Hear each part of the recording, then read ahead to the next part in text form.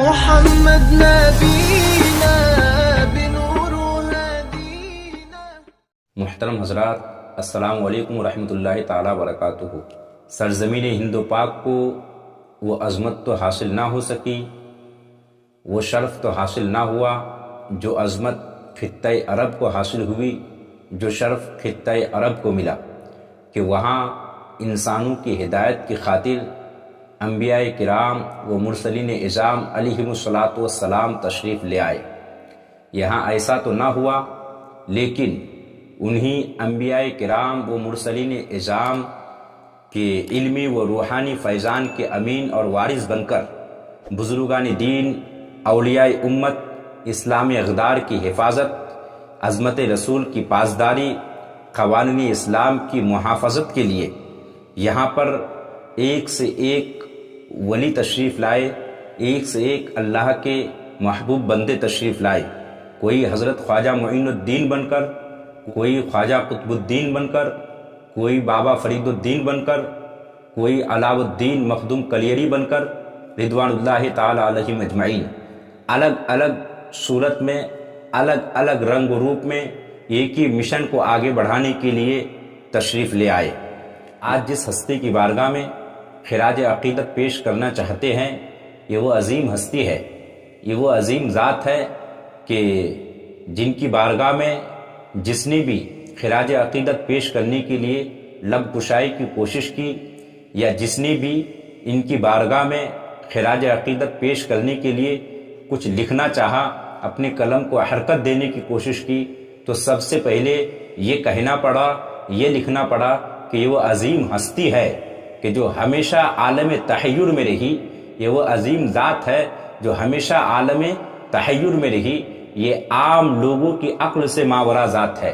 یہی وجہ ہے کہ آپ کو اور بزرگوں کے بارے میں بہت ساری کتابیں بھی ملیں گی، بہت ساری تقریریں بھی ملیں گی، مگر سرکار صابر پاک رضی اللہ تعالیٰ عنہ کی ذات وہ عظیم ذات ہے کہ جن کے بارے میں نہ تو عام لوگوں کی بہت زیادہ بولنے کی ہمت ہوئی اور نہ ہی بہت زیادہ لکھنے کی ہمت ہوئی۔ جتنی کتابیں، کئی کتابیں سرکار صابر پاک کی شان میں بھی لکھی گئی، مگر اب تک میری معلومات کے مطابق سب سے زیادہ معتبر اور اہم جو کتاب ہے وہ ہے حقیقت گلزار صابری۔ اس کے علاوہ جتنی کتابیں لکھی گئی وہ ساری کتابیں اسی کتاب کی نقل ہے۔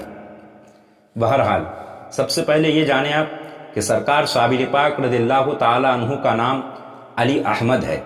آخر سرکار صابر پاک کا نام علی احمد کیوں رکھا گیا، اس بارے میں محتاط لوگوں نے بتایا کہ جب آپ اپنی والدہ محترمہ کی شکم اطہر میں تھے تو اس وقت آپ کی والدہ کے خواب میں حضور علیہ الصلاۃ والسلام تشریف لائے۔ حضور علیہ الصلاۃ والسلام نے فرمایا کہ ہونے والے بچے کا نام احمد رکھنا۔ کچھ دنوں کے بعد حضرت علی رضی اللہ تعالی عنہ خواب میں تشریف لائے تو آپ نے فرمایا کہ ہونے والے اس بچے کا نام علی رکھنا۔ آپ کا نام اس مناسبت سے علی احمد رکھا گیا۔ آپ کی پیدائش 19 ربیع الاول 592 ہجری رات میں تہجد کے وقت مقام ہرات افغانستان میں ہوئی۔ آپ کا نام علی احمد رکھا گیا اور آپ پیدائشی صابر و شاکر تھے۔ یاد رکھیے گا کہ فاقہ کشی تصوف کا ایک بنیادی اصول ہے کہ اسی میں، فاقہ کشی ہی میں اسرار الہی کا زیادہ سے زیادہ ظہور ہوتا ہے۔ آپ کی والدہ محترمہ کا بیان ہے کہ جب آپ کی ولادت ہوئی تو کئی دنوں تک آپ نے دودھ نوش نہیں فرمایا۔ آپ کی والدہ محترمہ نے آپ کے صبر و استقلال پر 4 رکعت نماز بغرض ادائے شکرانہ ادا کیے اور آپ کے چہرے اقدس کو بوسہ دے کر 21 مرتبہ یا شیخ عبد القادر شیئا للہ امددنی باذن اللہ پڑھ کر آپ کے قلب پر دم فرمایا۔ اس کے بعد آپ نے دودھ نوش فرمایا۔ بتایا جاتا ہے کہ سب سے پہلے مخدوم صابر علاء الدین علی احمد سرکار صابر پاک رضی اللہ تعالی عنہ کی زبان سے سب سے پہلے جو لفظ، جو جملہ نکلا وہ تھا لا موجود الا اللہ۔ یہ آپ کی زبان مبارک سے سب سے پہلے یہ لفظ نکلا، یہ جملہ نکلا، لا موجود الا اللہ۔ سرکار صابر پاک رضی اللہ تعالی عنہ کی ابتدائی تعلیم کچھ دنوں تک اپنے والد ماجد کے پاس ہوئی، پھر 5 سال کی عمر میں والد ماجد کا سایہ آپ کے سر سے اٹھ گیا، تو باقی تعلیم آپ نے والدہ محترمہ کے پاس حاصل کی، اور باقی کے جو علوم رہے، تمام علوم نقلیہ، عقلیہ، تمام علوم ظاہری اور باطنی، یہ آپ نے اپنے ماموں جان حضرت مسعود العالمین حضرت بابا فرید الدین گنج شکر رضی اللہ تعالیٰ عنہ کے پاس رہ کر حاصل کی۔ جب آپ کی والدہ محترمہ حضرت مخدوم صابر پاک رضی اللہ تعالیٰ عنہ کو لے کر پاک پٹن تشریف لائی، تو آپ کی والدہ بتاتی ہے کہ آپ نے کبھی بھی، چونکہ حضرت صابر پاک رضی اللہ تعالیٰ عنہ پیدائشی ولی تھے، آپ کے اندر حیا کمال درجے کا تھا، تو جب آپ کی والدہ محترمہ کھانے کو کہتی تھی تبھی آپ کھانا تناول کرتے تھے، آپ نے اپنے سے خود نہیں مانگا۔ یہ سوچ کر حضرت بابا فرید الدین گنج شکر رضی اللہ تعالیٰ عنہ نے کہ ان کو مانگنے کی ضرورت نہ پڑے، خود ان کی خدمت میں ان کی ڈیوٹی لنگر میں لگا دی جائے کہ ان کو کسی سے مانگنے کی ضرورت نہ پڑے، خود لنگر تقسیم کیا کریں گے اور خود جو ہے کھا لیا کریں گے، کسی سے مانگنے کی ضرورت ہی نہیں پیش آئے گی۔ یہ سوچ کر حضرت بابا فرید الدین گنج شکر رضی اللہ تعالیٰ عنہ نے سرکار صابر پاک رضی اللہ تعالیٰ عنہ کی ڈیوٹی لنگر کھانے کی لگائی۔ ایک قول کے مطابق عرصہ دراز کے بعد، ایک قول کے مطابق 12 سال کے بعد، یا تو سرکار صابر پاک سے بابا فرید الدین گنج شکر نے کہا کہ تمہاری صحت بہت زیادہ کمزور ہو رہی ہے، کیا تم کچھ کھاتے نہیں ہو؟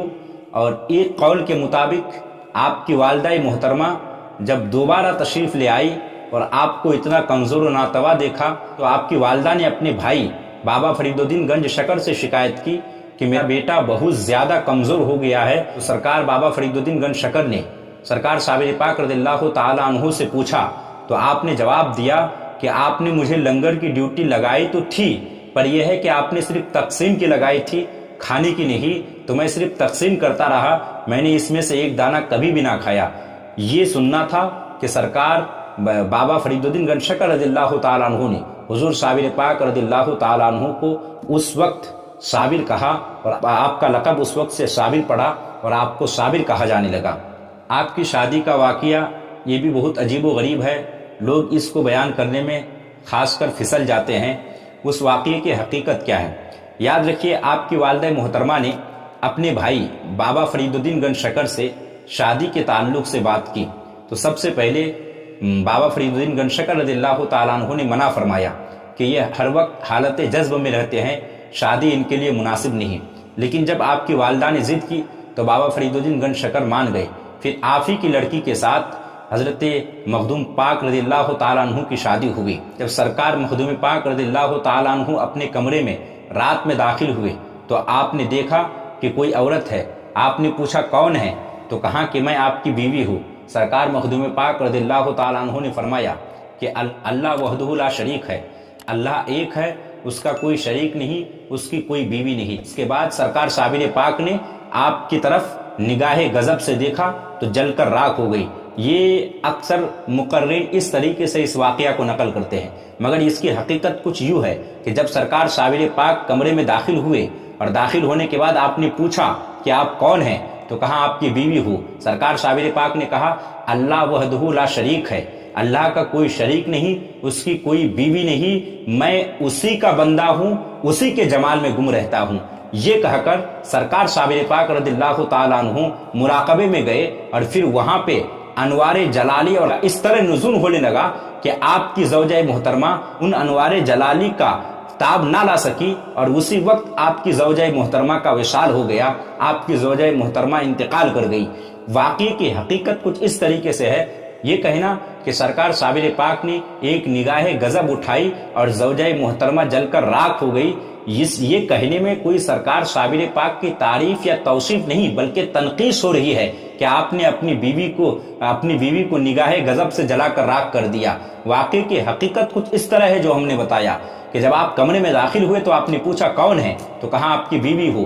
آپ نے فرمایا کہ اللہ وحدہ لا شریک ہے، اس کا کوئی شریک نہیں، اس کی کوئی بیوی نہیں، اور میں اسی کا بندہ ہوں، اسی کے جلوے میں گم رہتا ہوں۔ یہ کہہ کر سرکار صابر پاک رضی اللہ تعالیٰ عنہ مراقبے میں گئے اور پھر وہاں انوار جلالی کا اس قدر نزول ہونے لگا کہ آپ کی زوجہ محترمہ تاب نہ لا سکی اور وصال کر گئی۔ واقعے کی کچھ حقیقت اس طرح ہے، سرکار صابر پاک کی بارگاہ سے قریب ایک اہل سنت والجماعت کا ایک عظیم ادارہ ہے، ایک بہترین ادارہ ہے جو اہل سنت والجماعت کا پاسبان اور مسلک اعلیٰ حضرت کا ترجمان ہے۔ وہ ادارہ دارالعلوم قادریہ صابریہ برکات رضا المعروف جامعہ برکات رضا ہے، جس ادارے کے بانی حضرت العلامہ جامع معقولات و منقولات حضرت علامہ و مولانا غلام نبی نوری مد ظلہ العالی ہے، کہ ان کی سرپرستی میں، ان کی نگہبانی میں بہت ہی اعلیٰ معیاری تعلیم اور تربیت بچوں کو دی جاتی ہے، جہاں پر ہر سال 400 سے 500 تک کے بچے ذیل تعلیم ہوتے ہیں، اور وہاں ایک اچھے نظم و نسق کے ساتھ ایک عمدہ طرح کی تعلیم اور تربیت کی جاتی ہے۔ اہل سنت والجماعت کا پاسبان اور مسلک اعلیٰ حضرت کا ایک ترجمان ہے یہ ادارہ۔ میں نے وہاں پہ بحیثیت پرنسپل کے 4 سال خدمت کی ہے۔ میں نے اس جگہ دیکھا ہے کہ سرکار صابر پاک کی بارگاہ میں اچھے ہم اپنوں سے زیادہ غیروں نے سرکار صابر پاک کی بارگاہ سے فائدہ اٹھایا۔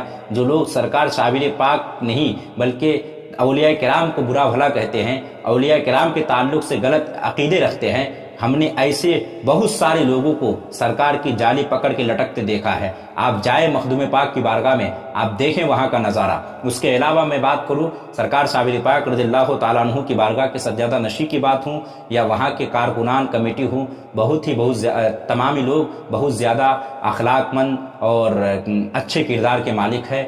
سبھی وہاں پر اپنے زائرین کے ساتھ بہت خلوص اور محبت کے ساتھ پیش آتے ہیں۔ بہرحال بولنے میں کسی طرح کی کوئی لغزش بھی ہو استغفار کریں۔ استغفر اللہ ربی من کل ذنب و اتوب الیہ وما علینا الا البلاغ۔ السلام علیکم ورحمۃ اللہ۔